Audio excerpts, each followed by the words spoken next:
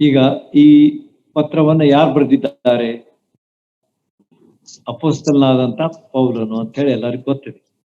ಅಪೊಸ್ತಲನಾದಂತಹ ಪೌಲನು ಏನಾಗಿದ್ದ ಅಂತ ಹೇಳಿ ನಾನು ನಿಮಗೆ ಸ್ವಲ್ಪದ್ರಲ್ಲಿ ಅದರ ಹಿನ್ನೆಲೆಯನ್ನ ವರ್ಣಿಸ್ತೇನೆ. ಅವನೊಬ್ಬ ಸೌಲ ಅಂತ ಹೇಳಿ ಅವನ ಹೆಸರಿತ್ತು. ಪೌಲನ ಆಗೋಕ್ಕಿಂತ ಮುಂಚೆ ಅವನು ಯಹೂದ್ಯ ಕುಲದಲ್ಲಿ ಹುಟ್ಟಿದಂತ ಒಬ್ಬ ಯಹೂದ್ಯನಾಗಿದ್ದ. ಯಹೂದ್ಯನು ಮತ್ತು ಆತನು ತಾರ್ಸಸ್ ಊರಿನವನು. ತಾರ್ಸಸ್ ಆ ಊರಿನಿಂದ ಆತನು ಬಂದಂತ. ಅವನು ಕರ್ತನಾದ ಯೇಸು ಕ್ರಿಸ್ತರನ್ನ ನಂಬಿ ರಕ್ಷಣೆ ಹೊಂದುವುದಕ್ಕಿಂತ ಮುಂಚಿತವಾಗಿ ಕ್ರೈಸ್ತ ಸಭೆಯ ಹಿಂಸಕ ಆಗಿದ್ದ, ಸುವಾರ್ತೆಯ ವಿರೋಧಕನಾಗಿದ್ದ, ಒಬ್ಬ ಫರಿಸಾಯನಾಗಿದ್ದ, ಬಹಳಷ್ಟು ಕಲಿತವನಾಗಿದ್ದ. ಮತ್ತು ಆಗಿನ ಕಾಲದಲ್ಲಿ ಗಮಲಿಯೇಲ್ ಎಂಬುದಾಗಿ ಒಬ್ಬ ಶ್ರೇಷ್ಠ ಯಹೂದ್ಯರ ಗುರು, ಆ ಗುರುವಿನ ಶಿಷ್ಯನಾಗಿದ್ದ ಸೌಲ. ಆಮೇಲೆ ಇಂಥ ಸ್ಥಿತಿಯಲ್ಲಿರುವಾಗ ಒಂದು ದಿವಸ ಅಪೊಸ್ತಲರ ಕೃತ್ಯ 9ನೇ ಅಧ್ಯಾಯದಲ್ಲಿ ಮತ್ತೆ ಅಪೊಸ್ತಲರ ಕೃತ್ಯದಲ್ಲಿ ಮತ್ತೆರಡು ಭಾಗಗಳಲ್ಲಿ ಅವನ ಒಂದು ಯಾವ ರೀತಿಯಾಗಿ ಆತನು ಕರ್ತನಾದ ಯೇಸು ಕ್ರಿಸ್ತರನ್ನ ರಕ್ಷಕನು ಎಂಬುದಾಗಿ ಅನುಭವದಿಂದ ಕಂಡುಕೊಳ್ತಾನೆ ಎಂಬುದನ್ನ ನೀವು ನೋಡ್ತೀವಿ. ಸಂಕ್ಷಿಪ್ತವಾಗಿ ನಾನು ಹೇಳ್ತೇನೆ. ಇಂಥ ಒಬ್ಬ ವ್ಯಕ್ತಿ ಒಂದ್ ದಿವಸ ಕ್ರೈಸ್ತರನ್ನ ಹಿಂಸೆ ಮಾಡಬೇಕು, ಕ್ರೈಸ್ತರ ಹೆಸರನ್ನ ಹೇಳುವಂತವ್ರನ್ನ, ನಂಬಿದಂತವ್ರನ್ನ ಹಿಡಿದುಕೊಂಡು ಹೋಗಿ ಜೈಲಿಗೆ ಹಾಕಿಸ್ಬೇಕು ಎಂಬಂತ ಒಂದು ಅಧಿಕಾರ ಪತ್ರವನ್ನ ಅಧಿಕಾರಿಗಳಿಂದ ಪಡೆದುಕೊಂಡು ಹೊರಟಿದ್ದ. ದಮಸ್ಕದ ಹಾದಿಯಲ್ಲಿರುವಾಗ ಕುದುರೆಯ ಮೇಲೆ ಪ್ರಯಾಣ ಮಾಡ್ತಾ ಇದ್ದ. ಅವನು ಕೂಡ ಬಹಳಷ್ಟು ಜನರು ಸಹ ಇದ್ರು, ಕುದುರೆ ಸವಾರರಿದ್ರು, ಸೈನಿಕರಿದ್ರು. ಆಗ ಅವನು ದಮಸ್ಕ ಹತ್ತಿರ ಬರುವಾಗ ಒಂದು ದರ್ಶನವನ್ನ ಆತನು ಕಾಣ್ತಾನೆ. ಇವರ ವಾಣಿಯನ್ನ ಆತನು ಕೇಳ್ತಾನೆ. ದೇವರ ಮಾತುಗಳನ್ನು ಆತನು ಆಲೈಸ್ತಾನೆ. ಸೌಲನೇ ಸೌಲನೇ, ಯಾಕೆ ನನ್ನ ಹಿಂಸೆ ಪಡಿಸ್ತಿ ಎಂಬುದಾಗಿ ಹೇಳಿದಾಗ ಸೌಲ ಆ ಪ್ರಕಾಶ ಕಂಡಾಗ ಆ ಧ್ವನಿಯನ್ನು ಕೇಳಿದ ಕೆಳಗೆ ಬಿದ್ದುಬಿಟ್ಟ, ಕುದುರೆಯಿಂದ ಕೆಳಗೆ ಬಿದ್ದ. ಆಗ ಅವನಿಗೆ ಗೊತ್ತಾಯ್ತು ಏನಂತ ಹೇಳಿ. ನೀನ್ಯಾರು ಕರ್ತನೇ ಎಂಬುದಾಗಿ ಅವನು ಮಾತು ಹೇಳ್ತಾನೆ. ಮೊದ್ಲೇ ಮಾತು ಅವನ ಬಾಯಿಂದ ಬಂದದ್ದು, ಕರ್ತನೇ ನೀನಾರು. ಯಾವಾಗ ಕರ್ತನಾದ ಯೇಸು ಕ್ರಿಸ್ತರು ಅವನಿಗೆ ಕಾಣ್ತಾರೆ, ಅವಾಗ ಅವನಿಗೆ ಗೊತ್ತಾಗ್ಬಿಡ್ತದೆ ಏನಂತ ಹೇಳಿ, ಇವರು ನಿಜವಾಗಿಯೂ ಸತ್ತು ಹೊಣಲ್ಪಟ್ಟು ಪುನರುತ್ಥಾನ ಹೊಂದಿದಂತಹ ಯೇಸು ಕ್ರಿಸ್ತರೇ ಆಗಿದ್ದಾರೆ ಎಂಬಂತಹ ಒಂದು ಖಾತ್ರಿ ಅವನಿಗಾಯ್ತು. ಆದ ಕಾರಣ ಅವನು ಹೇಳ್ತಾನೆ, ಕರ್ತನೇ ನೀನಾರು. ಆಗ ನೀನು ಹಿಂಸೆ ಪಡಿಸುವಂತಹ ಯೇಸುವೆ ನಾನು ಎಂಬುದಾಗಿ ತಿರುಗಿ ಯೇಸು ಕರ್ತನು ಅವ್ರು ಕೂಡ ಮಾತಾಡ್ತಾರೆ. ಈ ರೀತಿಯಾಗಿ ನೀನು ಹೋಗು, ಊರೊಳಗೆ ಹೋಗು, ಅಲ್ಲಿ ನೀನು ಏನ್ ಮಾಡ್ಬೇಕಂತ ಹೇಳಿ ನಿನಗೆ ತಿಳಿಸಲ್ಪಡ್ತದೆ ಎಂಬುದಾಗಿ ಅವನಿಗೆ ಕರ್ತರು ಹೇಳ್ತಾರೆ. ಆಗ ಅವನನ್ನ ಕೈ ಹಿಡಿದುಕೊಂಡು, ಅವನಿಗೆ ಕಣ್ಣು ಕಾಣುದಿಲ್ಲ. ಅವನು ಆ ಬೆಳಕನ್ನು ಕಂಡಾಗ ಅವನ ಕಣ್ಣುಗಳು ಕಾಣದಂತ, ಕೇವಲ ಅಲ್ಲಿದ್ದಂತಹ ಎಲ್ಲ ಜನರಿಗೆ ಆ ಬೆಳಕು ಕಾಣುದಿಲ್ಲ. ಆದರೆ ಅಲ್ಲಿ ಅವನಿಗೂ ಕರ್ತನಾದ ಯೇಸು ಕ್ರಿಸ್ತರ ಮಾತನ್ನು ಮಾತ್ರ ಅವ್ರು ಕೇಳ್ತಾರೆ. ಆದ್ರೆ ಆ ಒಂದು ದರ್ಶನವನ್ನು ನೋಡುದಿಲ್ಲ. ನೀವು ಅದ್ರಲ್ಲಿ ಹೋದ್ರೆ ಗೊತ್ತಾಗುತ್ತೆ ನೀವು ಸ್ಪಷ್ಟವಾಗಿ. ಈ ರೀತಿಯಾಗಿ ಅದ್ಭುತವಾದ ರೀತಿಯಲ್ಲಿ ಸೌಲನು ಕರ್ತನಾದಂತಹ ಯೇಸು ಕ್ರಿಸ್ತರನ್ನ ತನ್ನ ಜೀವನದಲ್ಲಿ ಕಂಡುಕೊಂಡ ಮೇಲೆ ಪೂರ್ಣವಾಗಿ ಬದಲಾಗಿ ಬಿಡ್ತಾನೆ. He was totally a changed person. ಆಗ ಅಲ್ಲಿ ಅನನೀಯನಿಗೆ ದೇವರು ಹೇಳ್ತಾನೆ, ಹೋಗು, ನೆಟ್ಟನೆ ಬೀದಿಯಲ್ಲಿ ನಿನಗೊಬ್ಬ ಮನುಷ್ಯ ಕಾಣ್ತಾನೆ. ಅವನು ಯಾರಂತಂದ್ರೆ ಸೌಲ. ಅವನು ಹೋಗಿ ಅವನ ಕಣ್ಣ ಮೇಲೆ ಕೈ ಇಟ್ಟು ಪ್ರಾರ್ಥನೆ ಮಾಡು ಅಂತ ಹೇಳುವಾಗ, ಅಲ್ಲ ಸ್ವಾಮಿ, ಅವನು ನಿನ್ನ ನಿನ್ನ ನಿನ್ನ ನಿಮಿತ್ತವಾಗಿ ಎಷ್ಟೋ ಜನರನ್ನ ಆತನು ಹಿಂಸೆ ಪಡಿಸ್ತಾ ಇದ್ದಾನೆ, ಅಂಥವನ ಕಡೆಗೆ ನಾನು ಹೋಗ್ಲಾ ಎಂಬುದಾಗಿ.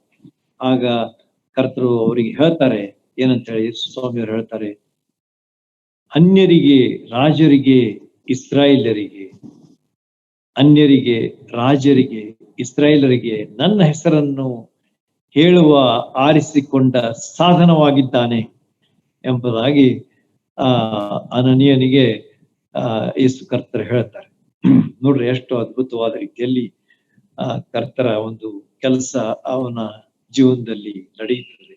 ಆಮೇಲೆ ಅವನು ಪೌಲನಾಗ್ತಾನೆ. ಪೌಲ್ ಅಂತ ಹೇಳಿ ಅವನನ್ನು ಕರೀತಾರೆ. ಹೀಗೆ ಅವನು ಅಪೊಸ್ತಲನಾದಂತಹ ಪೌಲ, ಆರಿಸಿಕೊಂಡಂತಹ ಸಾಧನ, ಕಳಿಸಿಕೊಟ್ಟಂತ ಒಬ್ಬ ವ್ಯಕ್ತಿಯಾಗಿ ಅಲ್ಲಿ ನಮಗೆ ಕಂಡು ಬರ್ತಾನೆ. ಈ ರೀತಿಯಾಗಿ ಸೌಲನು ಕರ್ತನಾದ ಯೇಸು ಕ್ರಿಸ್ತರನ್ನು ತನ್ನ ಜೀವನದಲ್ಲಿ ಕಂಡುಕೊಂಡ ಮೇಲೆ ಅವನ ಜೀವನವೇ ಪೂರ್ಣವಾಗಿ ಬದಲಾಗ್ಬಿಡ್ತದೆ. It was a right about turn ಎಂಬುದಾಗಿ, ಅಂದ್ರೆ ಪೂರ್ತಿಯಾಗಿ ಆತನ ಜೀವನದಲ್ಲಿ ಆತನು ಈ ಎಲ್ಲವನ್ನ ಬಿಟ್ಟು ಕರ್ತನಾದ ಯೇಸು ಕ್ರಿಸ್ತರನ್ನ ಹಿಂಬಾಲಿಸುವಂತಹ ಒಬ್ಬ ಸಮರ್ಪಿತ ವ್ಯಕ್ತಿ ಆದನು ಅಂತ ಹೇಳಿ ನಮಗೆ ಅವನ ಜೀವನದಲ್ಲಿ ನಮಗೆ ಕಂಡು ಬರ್ತದೆ.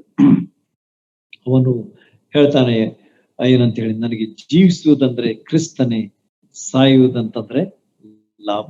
ನೋಡ್ರಿ, ಅಂಥ ಒಂದು ಸ್ಥಿತಿಗೆ ಅವನು ಬರ್ತಾನೆ ತನ್ನ ಜೀವನದಲ್ಲಿ. ಜೀವಿಸುವುದಂದ್ರೆ ಕ್ರಿಸ್ತನೇ, ಸಾಯುವುದಂತಂದ್ರೆ ಲಾಭವೇ ಎಂಬುದಾಗಿ ಅವನು ಹೇಳ್ತಾನೆ. ಈ ರೀತಿಯಾಗಿ ಆತನು ಆರಿಸಿಕೊಂಡಂತಹ ಒಬ್ಬ ಸಾಧನ, ಮತ್ತು ದೇವರು ಯೇಸು ಕರ್ತರು ಅವನನ್ನು ಯಾವ ರೀತಿಯಾಗಿ ಉಪಯೋಗಿಸ್ಕೊಂಡ್ರು, ಅವನ ವೈವಿಧ್ಯಮಯ ಜೀವನ ನೀವು ನೋಡಿದ್ರೆ, ನಿಮಗೆ ಓದಿದ್ರೆ ನಿಮಗೆ ಬಹಳಷ್ಟು ನಿಮಗೆ ಸಂತೋಷ ಆಗ್ತದೆ, ನೆಮ್ಮದಿ ಸಿಗ್ತದೆ, ತೃಪ್ತಿ ಆಗ್ತದೆ. ಹೌದಪ್ಪ, ಯೇಸು ಕರ್ತರು ಮಾಡುವಂತ ಕೆಲಸ ಹೇಗಿರ್ತದೆ ಎಂಬುದಾಗಿ. ಆರಿಸಿಕೊಂಡಂತಹ ಸಾಧನ, ಬದಲಾಯಿಸಲ್ಪಟ್ಟಂತ ವ್ಯಕ್ತಿ, ಕ್ರಿಸ್ತರನ್ನ ಕಂಡುಕೊಂಡಂತಹ ಒಬ್ಬ ವ್ಯಕ್ತಿ ಯಾವ ರೀತಿಯಾಗಿ ಆತನ ದೇವರಿಂದ ಉಪಯೋಗಿಸಲ್ಪಟ್ಟ ಎಂಬುದನ್ನ ಪೌಲನ ಜೀವನದ ಮೂಲಕವಾಗಿ ನಾವು ಸ್ಪಷ್ಟವಾಗಿ ಕಂಡುಕೊಳ್ತೇವೆ. ಮುಂದೆ ಇದೇ ಪೌಲನು ಪೂರ್ತಿಯಾಗಿ ಬದಲಾದ ಮೇಲೆ ಆತನು ದೇವರ ವಾಕ್ಯವನ್ನ ಚೆನ್ನಾಗಿ ಧ್ಯಾನಿಸ್ತಾನೆ. ಆತನು ಸತ್ಯವೇದದಲ್ಲಿ ಹೋದ್ರೆ ನಿಮ್ಗೆ ಗೊತ್ತದ, ಅರಬಸ್ಥಾನಕ್ಕೆ ಹೋಗಿ ಅಲ್ಲಿ ಆತನ ಇರ್ತಾನೆ. ಅಲ್ಲಿ ದೇವರು ಅವನಿಗೆ ಅನೇಕ ವಿಷಯಗಳನ್ನ ತೋರಿಸ್ಕೊಡ್ತಾನೆ. ಯಾಕಂದ್ರೆ ಈ 13 ಪತ್ರಗಳನ್ನ ಬರಿಬೇಕಾದ್ರೆ ಅದೊಂದು ಸಾಮಾನ್ಯ ವಿಷಯ ಇರಲಿಲ್ಲ. ಈ 13 ಪತ್ರಗಳು ಬರಿಬೇಕಾದ್ರೆ ಅದು ದೇವರಾತ್ಮನ ಪ್ರೇರಣೆ ಮತ್ತು ದೇವರ ವಾಕ್ಯದ ಜ್ಞಾನ ಬಹಳ ಅವಶ್ಯ ಆಗಿತ್ತು. ಆದ ಕಾರಣ ಎಲ್ಲಾ ಆತ್ಮೀಯ ಬೋಧನೆಯನ್ನ ಯೇಸು ಕರ್ತರು ಅವನಿಗೆ ತಿಳಿಸ್ಕೊಡ್ತಾರೆ. ಆಗ ಆತನು ಸಿದ್ಧನಾಗಿ ಬಂದ ಮೇಲೆ 3 ಮಿಷನರಿ ಪ್ರಯಾಣಗಳನ್ನು ಮಾಡ್ತಾರೆ. 3 ಮಿಷನರಿ ಜರ್ನೀಸ್. ನೋಡ್ರಿ, ಆಗಿನ ಕಾಲದಲ್ಲಿ ಪ್ರಯಾಣ ಮಾಡುವಂತಹ ಒಂದು ಸಾಧನ ಕೇವಲ ಹಡಗಿನ ಪ್ರಯಾಣ ಆಗಿತ್ತು. ಅದನ್ನೇ ಮಾಡ್ತಾನೆ ಅವನು. ಹಡಗಿನ ಪ್ರಯಾಣ ಬಹಳ ಕಷ್ಟಕರವಾದಂಥದ್ದು. ಎಷ್ಟೋ ಸಲ ಬಿರುಗಾಳಿಗಳು ಬರ್ತಿದ್ವು, ಎಷ್ಟೋ ಸಲ ತೊಂದರೆಗಳು ಬರ್ತಿದ್ವು, ಎಷ್ಟೋ ಸಲ ಕೊರತೆ ಆಗ್ತಿತ್ತು.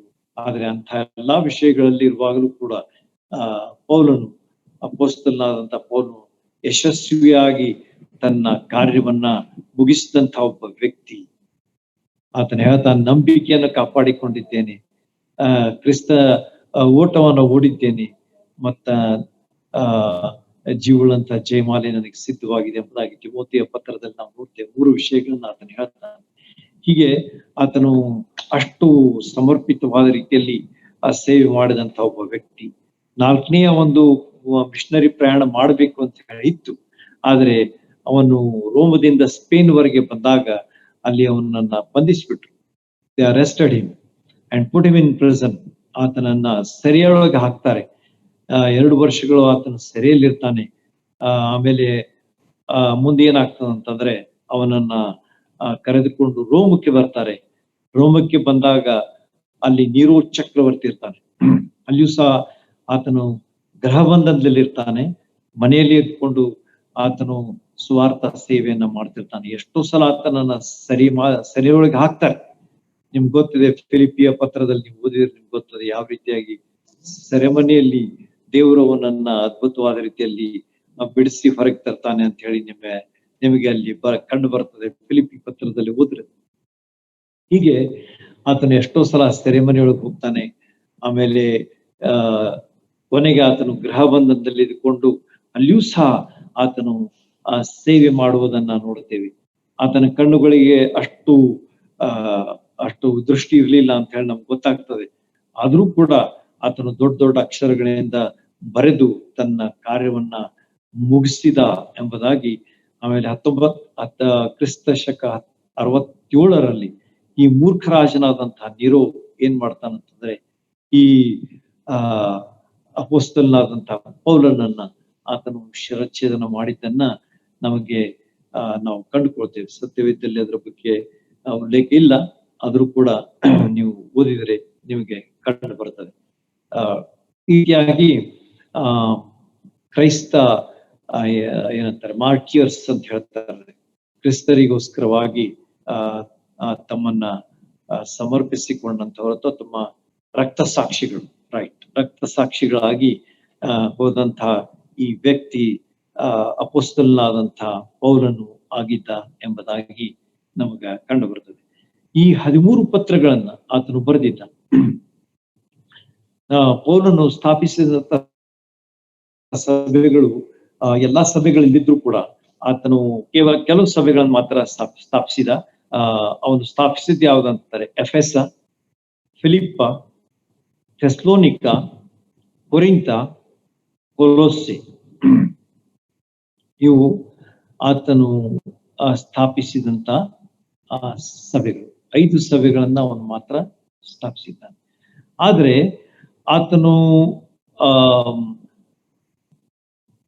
ಆತನು ಮಾಡಿದಂತಹ ಸೇವೆ ರೋಮ ಮತ್ತು ಕೊಲೊಸ್ಸೆ ಹೌಸ್ ಅಂದ್ರೆ 5+2 ಅಂತ ಹೇಳಿ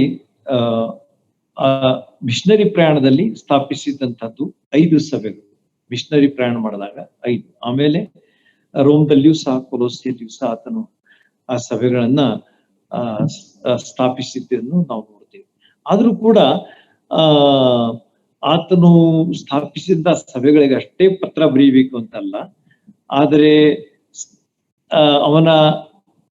ಅವನ ಹಿಂಬಾಲಕರು ಮತ್ತು ಕ್ರಿಸ್ತನನ್ನ ನಂಬಿದವರು, ಹಿಂಬಾಲಕರಂದ್ರೆ ಅವನ ಮೂಲಕ ರಕ್ಷಣೆ ಹೊಂದಿದವರು, ಆಮೇಲೆ ಸ್ವಾರ್ಥನಿಕೆ ರಕ್ಷಣೆ ಹೊಂದಿದವರು, ಬೇರೆ ಬೇರೆ ವಿಧವಾದ ರೀತಿಯಲ್ಲಿ ಕರ್ತನಾದ ಯೇಸು ಕ್ರಿಸ್ತರನ್ನ ಕಂಡುಕೊಂಡವರು, ಬೇರೆ ಬೇರೆ ಸ್ಥಳಗಳಿಗೆ ಹೋಗಿ ಅಲ್ಲಿ ಸಭೆಗಳನ್ನ ಸ್ಥಾಪಿಸಿದ್ದು ನಮ್ಮೆಲ್ಲರಿಗೆ ಗೊತ್ತದ.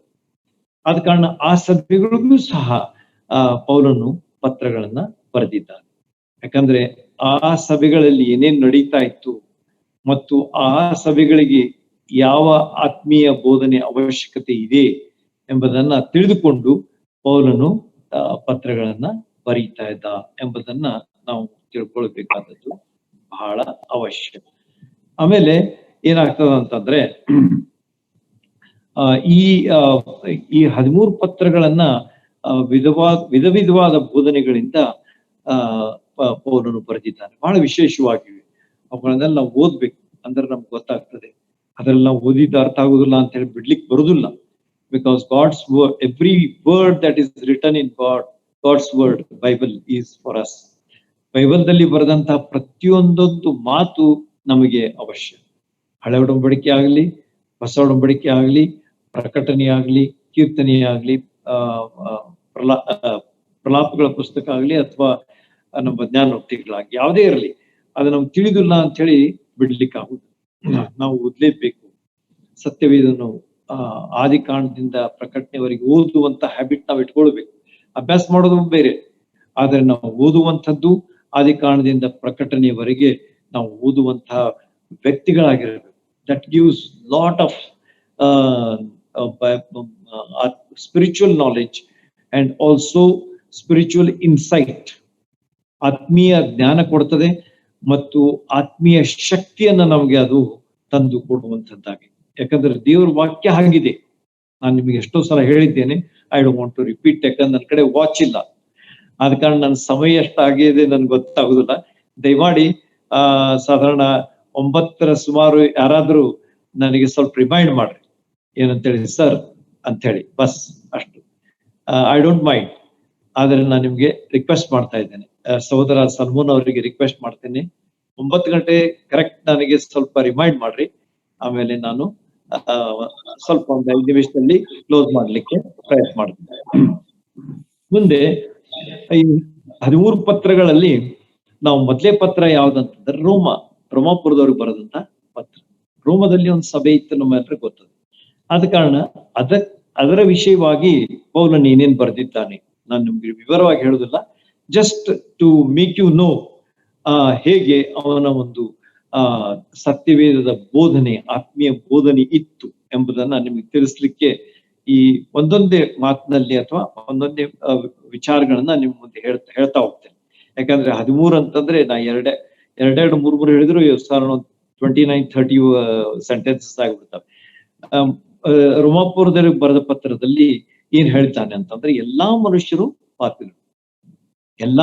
ಪಾಪಿಗಳು, ಆದರೆ ಕರ್ತನಾದಂಥ ಯೇಸು ಕ್ರಿಸ್ತರ ಮೂಲಕವಾಗಿ ರಕ್ಷಣೆ ಇದೆ, ಪಾಪದಿಂದ ಬಿಡುಗಡೆ ಇದೆ, ರಕ್ಷಣೆ ಉಂಟು, ನೀತಿವಂತರಾಗುವುದಕ್ಕೆ ಸಾಧ್ಯ ಯೇಸು ಸ್ವಾಮಿಯವರಲ್ಲಿ ಎಂಬುದನ್ನ ಅವರನ್ನು ಬಹಳ ಚಂದವಾಗಿ ಹೇಳಿದ್ದಾನೆ. ಆಮೇಲೆ ಕೊರಿಂತ ಮೊದಲು 2 ಪತ್ರಗಳನ್ನು ಬರೆದಿದ್ದಾನೆ. ಕೊರಿಂತದಲ್ಲಿ ಇರತಕ್ಕಂತ ಸಭೆಗೆ 2 ಪತ್ರಗಳನ್ನು ಬರೆದ. ಆದ್ರೆ ಕೊರಿಂತದವರಿಗೆ ಬರೆದಂತ 2ನೇ ಪತ್ರ ಅವರು ಓದಿದ ಮೇಲೆ ಏನಾಗ್ಬಿಡ್ತಂತಂದ್ರೆ, ದಿ ಗಾಟ್ ಸೋ ಅಪ್ಸೆಟ್. ಅವರು ಪೌಲನ ಪತ್ರಗಳನ್ನು ಓದಿದ ಮೇಲೆ ಅವ್ರ ಪತ್ರ 2ನೇ ಪತ್ರ ಓದಿದ ಬಹಳಷ್ಟು ಅವರಿಗೆ ಅಪ್ಸೆಟ್ ಆದ್ರು. ಮತ್ತು ಅವ್ರೇನ್ ಮಾಡ್ಬಿಟ್ರಂದ್ರೆ ಆ ಪತ್ರವನ್ನ ಡಿಸ್ಟ್ರಾಯ್ ಮಾಡ್ಬಿಟ್ರು, ಅದನ್ನ ಅವರು ನಾಶ ಮಾಡ್ಬಿಟ್ರು. ಆದ್ರೆ ಪೌಲನು ಮುಂದೆ ಅಲ್ಲಿ ಆದಂತಹ ವಿಷಯಗಳನ್ನ ಕಂಡುಕೊಂಡು ಬಹಳಷ್ಟು ಆನಂದ ಪಟ್ಟು 3ನೇ ಪತ್ರ ಬರೀತಾನೆ. ಅದಕ್ಕೆ ನಾವು 2ನೇ ಪತ್ರ ಅಂತ ಹೇಳಿ ಇಲ್ಲಿ ಕರೀತೇವೆ. So that is the secret there. ಅದನ್ನ ನಮೂದಿಸಿಲ್ಲ, ಆದ್ರೆ ನೀವು ಅದನ್ನ ಕಾಮೆಂಟ್ರಿ ರೆಫರ್ ಮಾಡಿದ್ರೆ ನಿಮ್ಗೆ ಗೊತ್ತಾಗ್ತದೆ. Authentic commentary, not every commentary, ಆದ್ರೆ ಅದನ್ನ ಅಥೆಂಟಿಕ್ ಕಾಮೆಂಟ್ರಿ ಅಂದ್ರೆ ಬಹಳ ನಂಬಲಾರ್ಹವಾದಂತಹ ಕಾಮೆಂಟ್ರಿ ಅಷ್ಟೇ ಓದ್ಬೇಕು ನೀವು. ಎಲ್ಲಾ ಕಾಮೆಂಟ್ರಿ ಸರಿ ಇರುವುದಿಲ್ಲ. ಕೆಲವು ಬಹಳಷ್ಟು ಬಯಾಸ್ಡ್ ಇರ್ತವೆ, ಅಂದ್ರೆ ಬಹಳಷ್ಟು ಏನಂತಾರೆ ಅದಕ್ಕೆ, ಪಕ್ಷಪಾತ ಅದರಲ್ಲಿ ಇರ್ತದೆ. ಆದ ಕಾರಣ ಎಲ್ಲವುಗಳನ್ನ ಓದ್ಲಿಕ್ಕೆ ಹೋಗಕ್ ಹೋಗ್ಬೇಡ್ರಿ. ಕೆಲವು ಅಷ್ಟೇ ಸ್ಟ್ಯಾಂಡರ್ಡ್ ಇರ್ತವೆ, ಅವುಗಳನ್ನ ಅಷ್ಟೇ ಓದ್ಬೇಕು, ಅವಾಗ ಗೊತ್ತಾಗ್ತದೆ. ಆಮೇಲೆ ಕೊರಿಂತದಲ್ಲಿ ಬರೆದ ಮೊದಲನೇ ಪತ್ರದಲ್ಲಿ ಏನಂತಂದ್ರೆ, ಸೇವೆಯಲ್ಲಿ ಯಾವ ರೀತಿಯಾಗಿ ಒಡಕು ಇತ್ತು, ಅನೈತಿಕತೆಯಲ್ಲಿತ್ತು ಆ ಸಭೆಯಲ್ಲಿ. ಆಮೇಲೆ ಶಿಸ್ತಿನ ಕೊರತೆ ಇತ್ತು, ಯಾವ ರೀತಿಯಾಗಿ ಶಿಸ್ತಿರ್ಲಿಲ್ಲ, ಅವ್ರು ಹೇಗೆ ಮಾಡ್ತಿದ್ರು, ಕರ್ತನ ಮೇಜು ಅಂತಂದ್ರೆ ಎಷ್ಟು ಅವ್ರು ಹಗರಾಗಿ ತೆಗೆದುಕೊಳ್ತಾ ಇದ್ರು. ಈ ಎಲ್ಲಾ ವಿಷಯಗಳನ್ನ ಪೌಲನು ತಿಳ್ಕೊಂಡ ಮೇಲೆ ಅವರಿಗೆ ಆ ಎಲ್ಲಾ ವಿಷಯಗಳನ್ನ ಎತ್ತಿ ತೋರಿಸ್ತಾನೆ. ಕ್ರೈಸ್ತರಲ್ಲಿ ಕೋರ್ಟ್ ಕೇಸ್ಗಳಿದ್ದು, ಆದ ಕಾರಣ ಪೌಲನು ಹೇಳ್ತಾನೆ, ಇವೆಲ್ಲ ಸರಿಯಲ್ಲ, ಕ್ರೈಸ್ತ ಸಭೆಯ ಸ್ವಭಾವ ಹೇಗಿರ್ಬೇಕು ಎಂಬುದನ್ನ ಆತನು 2ನೇ ಪತ್ರದಲ್ಲಿ ಹೇಳ್ತಾನೆ. How is the nature of the church of Christ. ಕ್ರಿಸ್ತನ ಸಭೆಯ ಸ್ವಭಾವ ಹೇಗಿರ್ಬೇಕೆಂಬುದನ್ನ ಕೊರಿಂತದವರಿಗೆ ಆತನು ತಿಳಿಸಿ ಬರೀತಾನೆ. ಬಹಳ ಚಂದವಾದಂತಹ ಪತ್ರಗಳಿವೆ, ಓದ್ರಿ. ಗಲಾತ್ಯದಿಗೂ ಬರೆದ ಪತ್ರದಲ್ಲಿ ರಕ್ಷಣೆ ಬೇರೆಲ್ಲೂ ಇಲ್ಲ, ಆದ್ರೆ ಕೇವಲ ಕ್ರಿಸ್ತನಲ್ಲಿ ಎಂಬುದನ್ನ ಆತನು ಬೇರೆ ರೀತಿಯಲ್ಲಿ ಹೇಳ್ತಾನೆ. ಕೃಪೆಯ ಮೂಲಕವಾಗಿ ನಂಬೋದರಿಂದ, ಯಾವ ಕಾರ್ಯಗಳಿಂದಲ್ಲ, ಆದ್ರೆ ಕೇವಲ ಕೃಪೆಯಿಂದ ಕರ್ತನಾದ ಯೇಸು ಕ್ರಿಸ್ತರನ್ನ ನಂಬುವಾಗ ರಕ್ಷಣೆ ನಮಗೆ ಸಿಗ್ತದೆ ಎಂಬುದನ್ನ ಆತನು ಹೇಳ್ತಾನೆ. ಎಫೆಸದಲ್ಲಿ ಇರ್ತಕ್ಕಂಥ ಸಭೆಗೆ ಆತನೇನು ಹೇಳ್ತಾನೆ, ಕ್ರಿಸ್ತರಲ್ಲಿ ಕ್ರೈಸ್ತನ ಸ್ಥಾನ, ಕ್ರಿಸ್ತನಲ್ಲಿ ಕ್ರೈಸ್ತರ ಸ್ಥಾನ ಹೇಗಿದೆ, ಯಾವ ರೀತಿಯಾಗಿದೆ ಎಂಬುದನ್ನು ಆತನು ತಿಳಿಸ್ಕೊಡ್ತಾನೆ. ಆಮೇಲೆ ಮತ್ತೇನ್ ಹೇಳ್ತಾನಂತಂದ್ರೆ, ಈ ಜಗತ್ತಿನಲ್ಲಿ ಕ್ರೈಸ್ತರು ಯಾವ ರೀತಿಯಾಗಿ ನಡೆ ನುಡಿ ಇರಬೇಕು, ಅವರ ನಡೆ ನುಡಿ ಯಾವ ರೀತಿಯಾಗಿ ಇರಬೇಕು ಎಂಬುದನ್ನ ಎಫೆಸದಲ್ಲಿ ಇದ್ದಂತ ಕ್ರೈಸ್ತರಿಗೆ ಹೇಳ್ತಾನೆ. ಫಿಲಿಪಿಯವರಿಗೆ ಬರೆದಂತಹ ಒಂದು ಪತ್ರ, ಫಿಲಿಪಿಯದೊಂದು ಬಹಳ ಸಂತೋಷ ಭರಿತವಾದಂತಹ ಒಂದು ಸಭೆ. It was A joyful church. ಆದ ಕಾರಣ ಪೌಲನು ಹೇಳ್ತಾನೆ ನೋಡ್ರಿ ನಿಮಗೆ, Philippians 4:4, rejoice in the lord always and again I say rejoice. Anandi ಯಾವಾಗಲೂ ಆನಂದಿಸ್ರಿ, ಕರ್ತನಲ್ಲಿ ಆನಂದಿಸ್ರಿ ಎಂಬುದಾಗಿ ಅದನ್ನು ಹೇಳ್ತಾನೆ. ಎಷ್ಟು ಅವಶ್ಯ ಅಲ್ಲ ನಮಗೆ, ನಮ್ಮ ಜೀವನದಲ್ಲಿ ನಾವು ಸಂತೋಷಿಸಬೇಕಾದದ್ದು ಬಹಳ ಅವಶ್ಯ. ಅದು ಕೇವಲ ಕರ್ತನಲ್ಲಿ ಎಂಬುದನ್ನ ಪೌಲನು ನಮಗೆ ಅಲ್ಲಿ ತಿಳಿಸ್ಕೊಡ್ತಾನೆ. ಕ್ರೈಸ್ತ ಜೀವನದಲ್ಲಿ ಸ್ಥಿರತೆ ಹೇಗಿರಬೇಕು, ಕ್ರೈಸ್ತ ಜೀವನದಲ್ಲಿ ಸ್ಥಿರತೆ, how we should be stable Christians. ಒಂದ್ ದಿವಸ ಒಂದು ರೀತಿಯಲ್ಲಿ, ಮತ್ತೊಂದು ದಿವಸ ಮತ್ತೊಂದು ರೀತಿಯಲ್ಲಿ ಅಲ್ಲ. ಆಮೇಲೆ ಐಕ್ಯತೆ ಹೇಗಿರಬೇಕು, ಇದಕ್ಕೆ ಯೇಸು ಕರ್ತರೇ ನಮ್ಮ ಮಾದರಿ ಎಂಬುದನ್ನ ಸಹ ಫಿಲಿಪಿಯವರಿಗೆ ಬರೆದ ಪತ್ರದಲ್ಲಿ ಪೌಲನು ನಮಗೆ ತೋರಿಸ್ತಾನೆ. ಆಮೇಲೆ ಬರ್ತದೆ ಥೆಸ್ಲೋನಿಕ, 2 ಪತ್ರಗಳನ್ನು ಬರೆದಿದ್ದಾನೆ. ಥೆಸ್ಲೋನಿಕ 1 ಮತ್ತು 2 ಪರಿಶುದ್ಧ ಜೀವನಕ್ಕೆ ಉತ್ತೇಜನ. ಯಾವ ರೀತಿಯಾಗಿ ಕ್ರಿಸ್ತಿಯ ಜೀವನ, ಕ್ರಿಸ್ತನನ್ನ ನಂಬಿದ ಮೇಲೆ, ರಕ್ಷಣೆ ಹೊಂದಿದ ಮೇಲೆ ನಮ್ಮ ಜೀವನ ಯಾವ ರೀತಿಯಾಗಿ ಪರಿಶುದ್ಧವಾಗಿರಬೇಕು ಎಂಬುದನ್ನ ಆತನು ಉತ್ತೇಜಿಸ್ತಾನೆ. ಎನ್ಕರೇಜಸ್, ಎಕ್ಸಾರ್ಟ್ಸ್ ಎಂಬುದನ್ನ ಆ ಭಾಗ ನಮಗೆ ತಿಳಿಸ್ಕೊಡ್ತದೆ. ಆಮೇಲೆ ನಮ್ಮ ನಿರೀಕ್ಷೆ, ಕರ್ತನಾದ ಯೇಸು ಕ್ರಿಸ್ತರು ಬರ್ತಾರೆ ಎಂಬಂತಹ ಒಂದು ನಿರೀಕ್ಷೆ ನಮಗೆ ಇದೆ ಎಂಬುದನ್ನ ಆತನು 4ನೇ ಅಧ್ಯಾಯದಲ್ಲಿ ಬಹಳ ಸುಂದರವಾಗಿ ಬರೆಯುತ್ತಾನೆ. ಆಗಿನ ಕಾಲದಲ್ಲಿ ಥೆಸ್ಲೋನಿಕದಲ್ಲಿ ಕೆಲವರು ಕರ್ತನಾದ ಯೇಸು ಕ್ರಿಸ್ತರನ್ನು ನಂಬಿ ಸತ್ತು ಹೋಗ್ಬಿಟ್ರು. ಆಗ ಅವ್ರಿಗೆ ಏನಾಗ್ತದೆ, ಅವ್ರಿಗೆ ಸತ್ತವ್ರಿಗೆ ಏನಾಗ್ತದೆ ಎಂಬಂತಹ ಒಂದು ದೊಡ್ಡ ಸಮಸ್ಯೆ ಇತ್ತು, ಅವ್ರಿಗೆ ಕಾಡ್ತಾ ಇತ್ತು. ಆದ ಕಾರಣ ನಾವ್ ಏನ್ ಮಾಡ್ಬೇಕು ಅಂತ ಹೇಳಿ ಅವರು ವಿಚಾರ ಮಾಡ್ತಾ ಇರುವಾಗ ಅವರಿಗೆ ಕರ್ತನಾದ ಯೇಸು ಕ್ರಿಸ್ತರ 2ನೇ ಬರೋಣದ ಬಗ್ಗೆ, ಅಥವಾ ಮಧ್ಯಾಕಾಶದಲ್ಲಿ ಬರೋಣದ ಬಗ್ಗೆ ಮತ್ತು 2ನೇ ಬರೋಣದ ಬಗ್ಗೆ ಸವಿಸ್ತಾರವಾಗಿ ಕೆಲವು ವಿಷಯಗಳನ್ನ ಅಲ್ಲಿ ಆತನು ತಿಳಿಸಿಕೊಡ್ತಾನೆ. 2ನೇ ಒಂದು ಥೆಸ್ಲೋನಿಕದಲ್ಲಿ ಏನಂತಾರೆ, ಪ್ರಾಯೋಗಿಕ ಕ್ರಿಸ್ತಿಯ ಜೀವನ ಅಂದ್ರೆ ಏನು? ಪ್ರಾಯೋಗಿಕ ಕ್ರಿಸ್ತಿಯ ಜೀವನ ಕೇವಲ ನಾವು ಕರ್ತನಾದ ಯೇಸು ಕ್ರಿಸ್ತರು ಬರ್ತಾರೆ ಅಂತ ಹೇಳಿ ನಾವು ಸುಮ್ನೆ ಕುಳಿತು ಬಿಡ್ಬೇಕಾ? ಅವನು ಎದುರು ನೋಡ್ತಾ ಸುಮ್ನೆ ಕುಂಡಿರ್ಬೇಕಾ? ಇಲ್ಲ. ನಾವೇನ್ ಮಾಡ್ಬೇಕು? ಯೋಗ್ಯವಾದಂತಹ ಕೆಲಸದಲ್ಲಿ ನಾವು ಮಗ್ನರಾಗಿರ್ಬೇಕು. ಅಷ್ಟೇ ಅಲ್ಲದೆ ನಾವು ಪ್ರಾರ್ಥನೆ ಮಾಡುವುದರಲ್ಲಿ ಯಾವಾಗಲೂ ಮಗ್ನರಾಗಿರ್ಬೇಕು. ಈ ವಿಷಯಗಳನ್ನ ಆತನು ತಿಳಿಸ್ಕೊಡ್ತಾನೆ. ನೋಡ್ರಿ, ಎಷ್ಟು ಪ್ರಾಯೋಗಿಕವಾದಂತಹ ವಿಷಯಗಳು ನಮ್ಮ ಮುಂದೆ ಇವೆ. ನಾನು ಹೇಳ್ತಾ ಇರುವಾಗ ನೀವು ಸ್ವಲ್ಪ ಅಭ್ಯಾಸ ಮಾಡ್ರಿ, ಇದನ್ನು ತಿಳ್ಕೊಳ್ರಿ, ನಿಮ್ಮನ್ನು ನೀವು ಪರೀಕ್ಷಿಸ್ಕೊಳ್ರಿ. ಯಾವ ರೀತಿಯಾಗಿ ನಾನಿದ್ದೇನೆ, ಕ್ರಿಸ್ತಿ ಜೀವನ ನಂದು ಹೇಗಿದೆ, ನಾನು ಎಲ್ಲಿ ಕಡಿಮೆ ಆಗಿದ್ದೇನೆ ಎಂಬುದನ್ನ ತಿಳ್ಕೊಳ್ಳಿಕ್ಕೆ ಪ್ರಯತ್ನ ಮಾಡ್ರಿ. ಆಮೇಲೆ ತಿಮೋತಿಯ ವಿಷಯವಾಗಿ ನಾವು ನೋಡುವಾಗ, ತಿಮೋತಿಯವನ ಆತ್ಮೀಯ ಮಗ, ಹಿ ವಾಸ್ ದ ಸ್ಪಿರಿಚುವಲ್ ಸನ್ ಎಂಬುದಾಗಿ ನಾವು ಅವನ ಬಗ್ಗೆ ಓದ್ತೇವೆ. ಅವನ ವಿಷಯವಾಗಿ ಪೌಲನು 2 ಪತ್ರಗಳನ್ನ ಬರೆದಿದ್ದಾನೆ ಅವನಿಗೆ ಉದ್ದೇಶಿಸಿ. ಎಫೆಸಕ್ಕೆ ಅವನನ್ನು ಕಳಿಸ್ತಾ ಇದ್ದಾನೆ. ಅದಕ್ಕೆ ಅಲ್ಲಿ ಮುಂಚೆ ಇರುವಂತ ಕಠಿಣ ಕಾರ್ಯದ ಆಹ್ವಾನ, ಅದೊಂದು ಬಹಳ ಕಠಿಣ ಕೆಲಸ ಆಗಿತ್ತು ಅವನಿಗೆ. ಎಫೆಸಕ್ಕೆ ಕಳಿಸುವಾಗ ಅಲ್ಲಿ ಬಹಳಷ್ಟು ಸುಳ್ಳು ಬೋಧಕರಿದ್ರು, ಆಮೇಲೆ ಅನೇಕ ವಿಷಯಗಳಲ್ಲಿದ್ದು ಅಂಥವ್ರನ್ನ ಎದುರಿಸಿ ಅಲ್ಲಿ ಸಭಾ ಸೇವೆ ಮಾಡುವಂಥದ್ದು ಬಹಳ ಕಷ್ಟಕರವಾದಂತಹ ವಿಷಯ.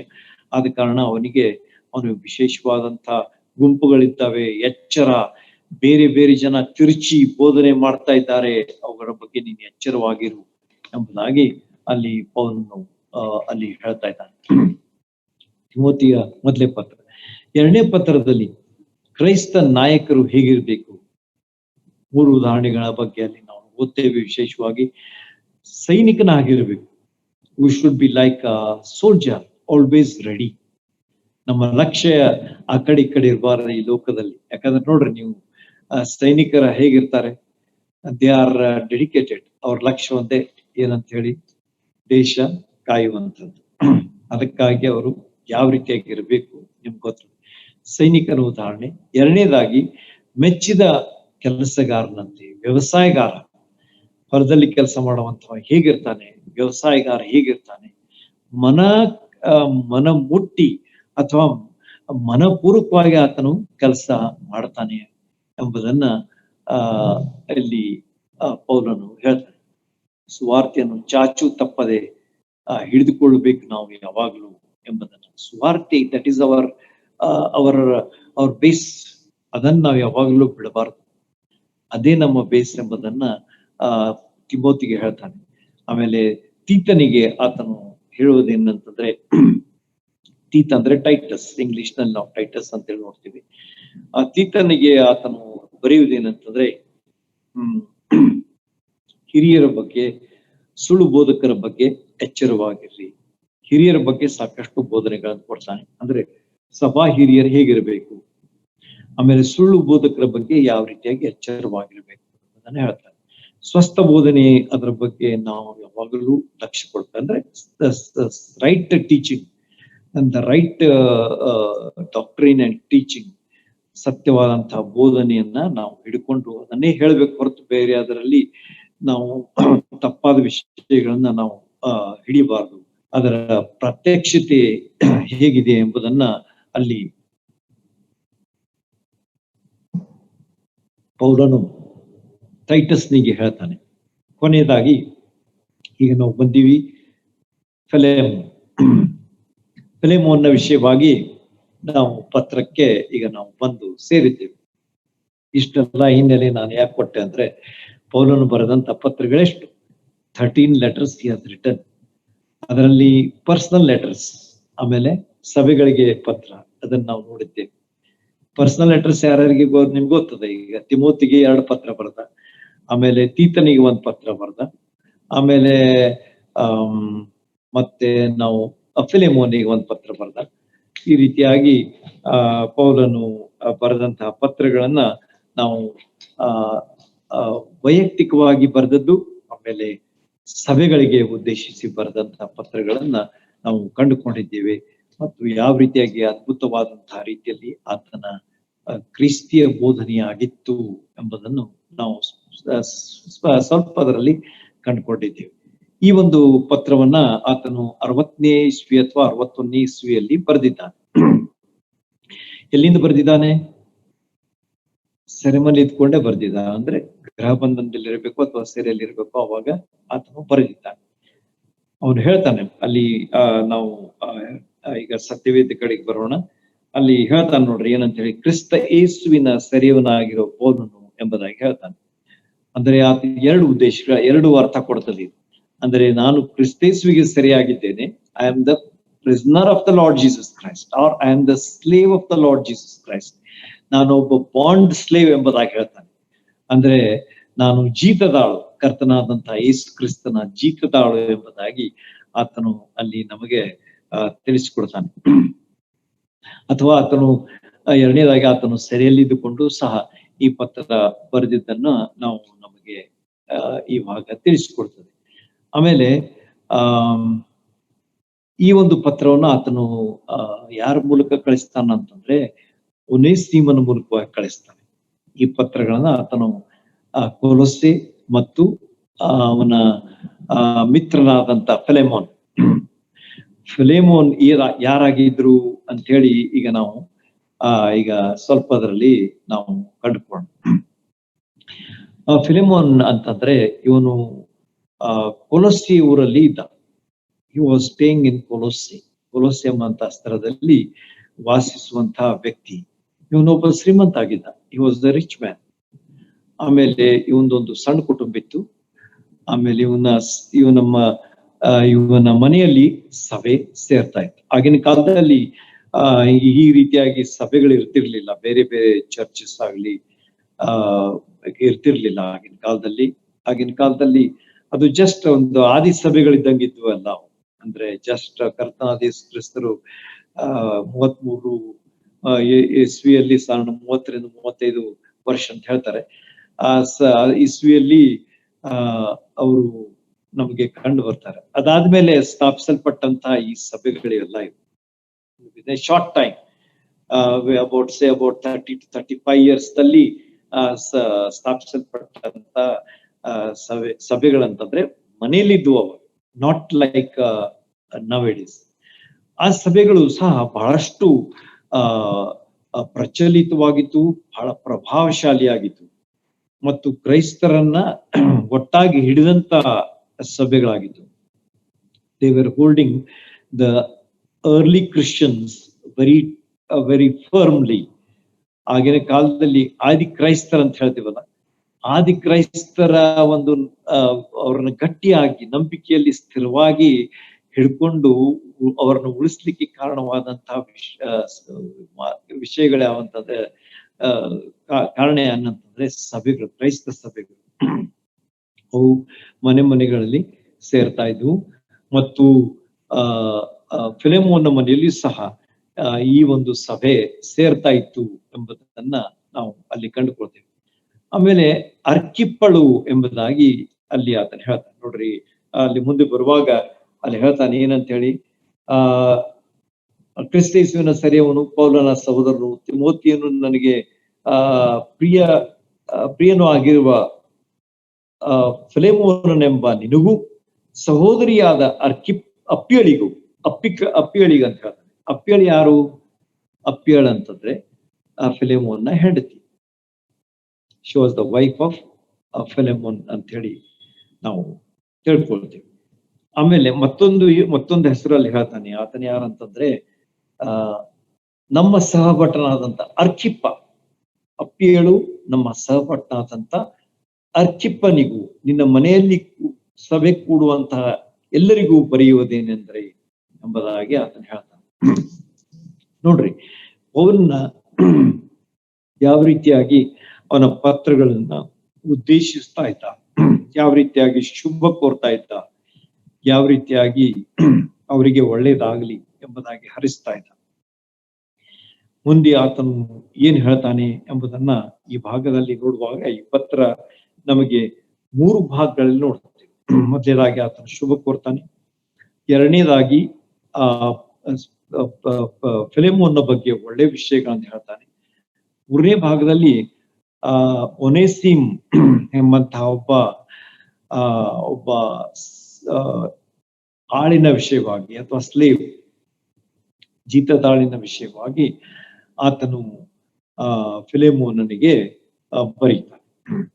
ಇಷ್ಟೇ ಒಂದು ಇಟ್ಸ್ ಲೆಟರ್ ಆಫ್ 25 verses, ಕೇವಲ 25 ವಚನಗಳ ಈ ಒಂದು ಪತ್ರ. ಬಹಳಷ್ಟು ಇಂಟ್ರೆಸ್ಟಿಂಗ್ ಇದೆ, ಅದನ್ನ ನೀವು ಓದ್ರಿ. 25 ವಚನಗಳ ಒಂದು ಪತ್ರ ಬಹಳಷ್ಟು ಸುಂದರವಾಗಿದೆ. ಅದರಲ್ಲಿರ್ತಕ್ಕಂತಹ ಪೌಲನ ಇಮೋಷನ್ಸ್ ಯಾವ ರೀತಿಯಾಗಿ ನಮಗೆ ಕಂಡು ಬರ್ತವೆ. How he is so much conveying the love of the Lord Jesus Christ to Philemon towards others ಎಂಬುದು ನಿಮಗೆ ಅದನ್ನ ಓದುವಾಗ ಕಂಡುಕೊಳ್ತೀರಿ. ಈ ರೀತಿಯಾಗಿ ಆಗಿನ ಕಾಲದಲ್ಲಿ ಏನಿತ್ತಂತಂದ್ರೆ ಈ ಸ್ಲೇವರಿ ಅಥವಾ ಸೆರೆ ಅಥವಾ ಈ ಒಂದು ಆಳುಗಳು ಎಂಬಂಥದ್ದು ಆಗಿನ ಕಾಲದಲ್ಲಿ ಬಹಳಷ್ಟು ಪ್ರಚಲಿತವಾಗಿತ್ತು. ಗುಲಾಮರು ಅಂತ ಹೇಳ್ತಿದಾರಲ್ಲ, ಸ್ಲೇವ್ಸ್, ಅದು ಆಗಿನ ಕಾಲದಲ್ಲಿ ಬಹಳಷ್ಟು ಪ್ರಚಲಿತವಾಗಿತ್ತು ಎಂಬುದಾಗಿ ನಮ್ಗೆ ಕಂಡು ಬರ್ತದೆ ರೋಮ್ ಸರ್ಕಾರದಲ್ಲಿ. ಆಮೇಲೆ ಅದ್ರ ಬಗ್ಗೆ ಸಾಕಷ್ಟು ಕಾಯ್ದೆಗಳು ಸಹ ಇತ್ತು. ಏನಂತ ಹೇಳಿ, ಆಳು ಅಂತಂದ್ರೆ ಅವನು ಯಜಮಾನನ ಆಸ್ತಿ, ಅವನ ಸ್ವತ್ತು ಎಂಬುದಾಗಿ ಅವ್ರು ಹೇಳ್ತಾ ಇದ್ರು. ಯಾರು? ರೋಮನ್ ಗವರ್ಮೆಂಟ್ ನವರು. ಆಮೇಲೆ ಒಂದ್ ವೇಳೆ ಅವ್ರಿಗೆ ಯಾವ ಸ್ವಾತಂತ್ರ್ಯ ಇಲ್ಲ, ದೇ ಹ್ಯಾವ್ ನೋ ರೈಟ್ಸ್ ಅಥವಾ ದೇ ಹ್ಯಾವ್ ನೋ ಲಿಬರ್ಟಿ ಅಥವಾ ನೋ ಫ್ರೀಡಮ್ ಎಟ್ ಆಲ್ ಎಂಬುದನ್ನ ಆಗಿನ ಕಾಲದಲ್ಲಿ ಸರ್ಕಾರ ಹೇಳ್ತಿತ್ತು. ಒಂದ್ ವೇಳೆ ಈ ಆಳುಗಳು ತಪ್ಪಿಸಿಕೊಂಡು ಓಡಿ ಹೋದ್ರೆ, ಅವರು ಸಿಕ್ಕರು ಒಂದ್ ವೇಳೆ ಅವರಿಗೆ ಮರಣದಂಡನೆ.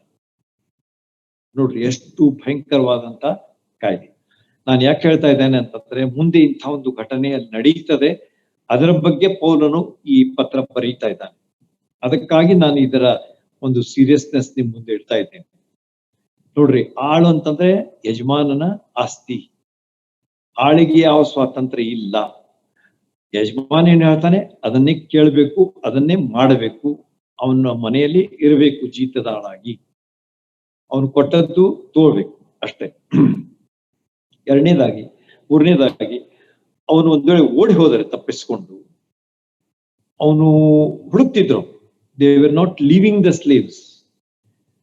ಯಾಕೆ ಓಡಿ ಹೋದ ಅಂತ ಹೇಳಿ ಅವ್ರು ಹುಡುಕ್ತಾರೆ. ಸಿಕ್ಕರೆ ಅವನಿಗೆ ಮರಣದಂಡ.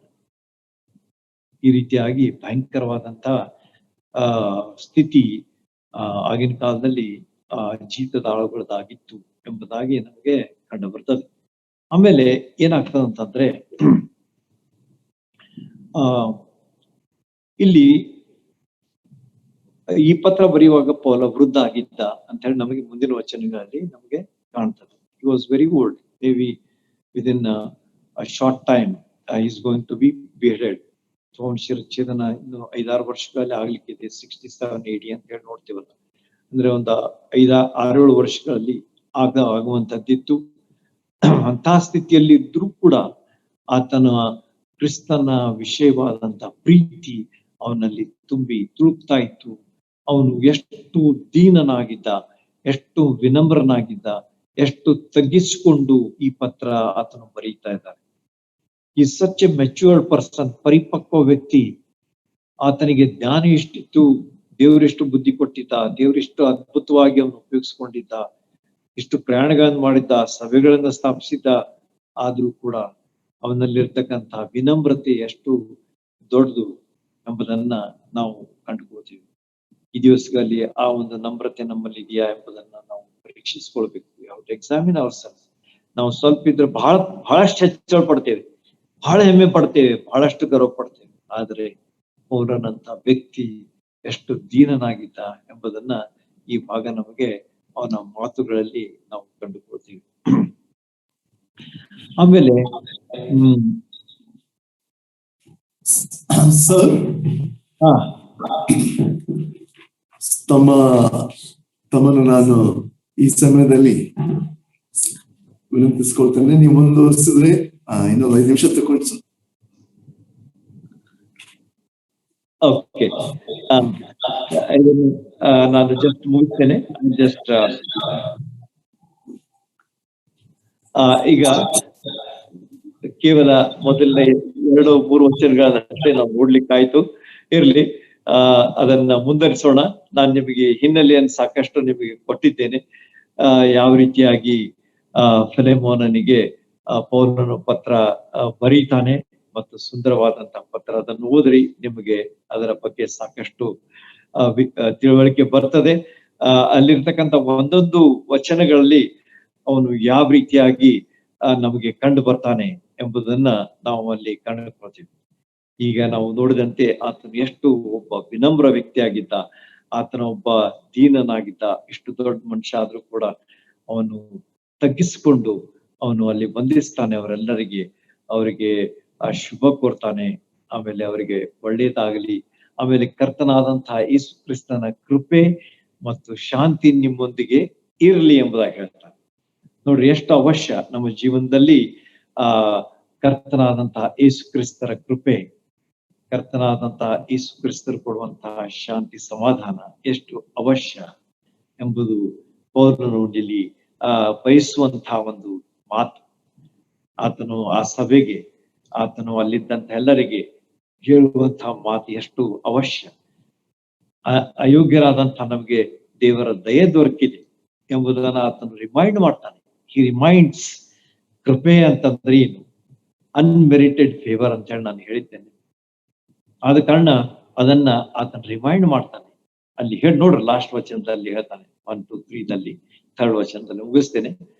ಅಂದ್ರೆ ಹಿ ರಿಮೈಂಡ್ಸ್ ದಟ್ ವಿ ಆರ್, ನಾವು ಏನಿಲ್ದವರು ಕೂಡ ಆಗಿದ್ರು ಕೂಡ ದೇವರ ದಯೆಯನ್ನ ಹೊಂದಿ ಇದ್ದೇವೆ.